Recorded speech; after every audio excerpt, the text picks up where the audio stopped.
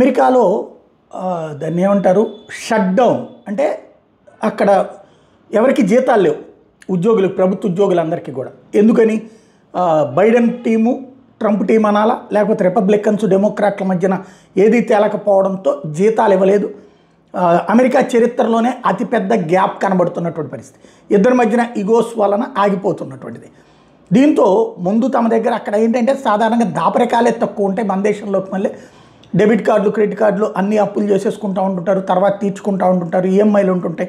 వీటన్నిటి మధ్య చేతుల్లో డబ్బులు లేనటువంటి పరిస్థితుల్లో అక్కడ ఈ సోషల్ స్కీమ్స్ కింద ఇచ్చేటటువంటి ఆహారం కోసం జనం ఎగబడుతూ ఉండటం అన్నది సంచలనం సృష్టిస్తోంది.